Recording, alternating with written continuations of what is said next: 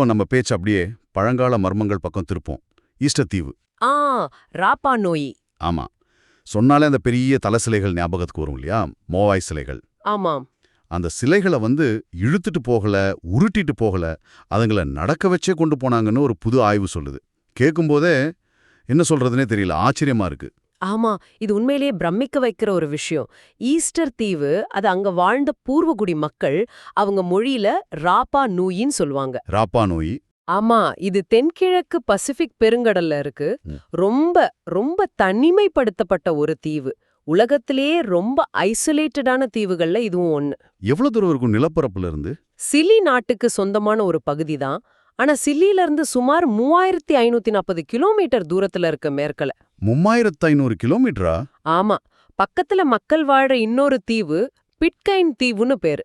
அதுவே சுமார் 1900 கிலோமீட்டர் தள்ளி இருக்கு. யோசிச்சு பாருங்க, அவ்ளோ தனிமைன்னு. அடிங்கப்பா, அந்த தீவே ஒரு மர்மம் மாதிரி தான் இருக்கு அப்போ. உண்மைதான். இது ஒரு சின்ன தீவு, முக்கோண வடிவத்துல இருக்கும். எரிமலை தீவு. ஒரு 164 சதுர கிலோமீட்டர் பரப்பு தான் இருக்கும். எரிமலைகள் இருக்காங்க? 3 எரிமலைகள் இருக்கு. ஆனா இப்போ அது செயல்படல. நல்ல மழை பெய்யற வெப்பமண்டல காலநிலை. இதோட அந்த தனித்துவமான கலாச்சாரம், முக்கியமா அந்த மோவாய் சிலைகளால இது யுனெஸ்கோ உலக பாரம்பரிய தளமாகவும் அறிவிக்கப்பட்டிருக்கு. சரி, அந்த மோவாய் சிலைகள் ரொம்ப ஃபேமஸ் இல்லையா? அத நடக்க வச்சாங்கன்னா எப்படி? நம்பவே முடியலையே. அதான் அதில் இருக்கிற சுவாரஸ்யமே. இந்த மோவாய்ங்கிறது ரொம்ப பெரிய கல் சிலைகள், மெகாலித்திக் சிலைகள்னு சொல்வாங்க. பெரும்பாலும் பெரிய தலைகள் தான் தெரியும் நமக்கு. சிலதுக்கு உடலும் இருக்கும். ஆமா, பாத்திருக்கேன். இத அஹூன்னு சொல்ற கல் மேடைகள்ல நிறுத்தி வச்சிருக்காங்க. சில சிலைகள் மேல புகாவோன்னு சிவப்பு நிற கல்லால செஞ்ச ஒரு தொப்பி மாதிரி ஒண்ணு இருக்கும். தொப்பியா? ஆமா, தொப்பி மாதிரி ஒரு அமைப்பு. சில சிலைகள் பாத்தீங்கன்னா 40 அடி உயரம், 75 டன் எடை வரைக்கும் இருக்குமா. நினைச்சு பாருங்க. 75 டன்னு? அப்பா, அது எப்படி நகர்த்திருப்பாங்க? அதான் பெரிய கேள்வி. அதான் $1 மில்லியன் கேள்வி. பல வருஷமா பல தியரிகள் இருக்கு இதுக்கு. மர உருளைகள் மேல வச்சு உருட்டிட்டு போனாங்க, சறுக்கு மரம் மாதிரி இழுத்துட்டு போனாங்கன்னு, இப்படி பல கருத்துக்கள். ஆனா இந்த நடக்க வச்சதுங்கிற தியரி இது கொஞ்சம் வித்தியாசமானது. எப்படின்னா, சிலையோட அடிப்பாகம் கொஞ்சம் அகலமா இல்லாம நகரக்கூடிய மாதிரி செஞ்சிருக்கலாம்.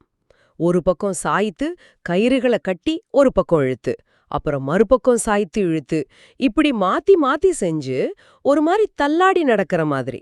ஓ, ஸ்டெப் பை ஸ்டெப்பா? ஆமா, அப்படி முன்னாடி கொண்டு போயிருக்கலான்னு இந்த புது ஆய்வு சொல்லுது. இதுக்கு நிறைய மனித சக்தி வேணும், நல்ல கயிறுகள் வேணும், அப்புறம் பெரிய ஒருங்கிணைப்பு, கோஆர்டினேஷன் தேவைப்பட்டிருக்கும். பிரமிப்பா இருக்கு. அவங்க மூதாதையர்களை கௌரவிக்க தான் இதை செஞ்சாங்கன்னு சொல்றாங்களே. ஆமா, அதுதான் பொதுவான கருத்து. 13ஆம் நூற்றாண்டுல இருந்து 16ஆம் நூற்றாண்டுக்குள்ள ராப்பா நூயி மக்கள் இதை செஞ்சிருக்காங்கன்னு நம்புறாங்க. ஒவ்வொரு சிலையும் ஒரு குறிப்பிட்ட மூதாதையரை குறிக்குதுன்னு, அந்த அஹூ மேடைகள் அவங்களோட கல்லறைகளாகவும் இருந்திருக்கலாம்னு சொல்றாங்க. இத்தனை சிலைகள் கண்டுபிடிச்சிருக்காங்க இது வரைக்கும்? கிட்டத்தட்ட 900க்கும் மேற்பட்ட சிலைகளை கண்டுபிடிச்சிருக்காங்க. எப்படி செஞ்சாங்க, எப்படி நகர்த்துனாங்கங்கிறது இன்னும் முழுசா விடை தெரியாத மர்மம் தான். ஆனா அந்த நடக்க வச்ச ஆய்வு அவங்களோட இன்ஜினியரிங் திறமைக்கு ஒரு பெரிய சான்று இல்லையா? கண்டிப்பா. கற்பனை செஞ்சு பார்க்கவே முடியல அந்த காலத்துல அவ்வளோ பெரிய விஷயத்தை எப்படி சாதிச்சாங்கன்னு.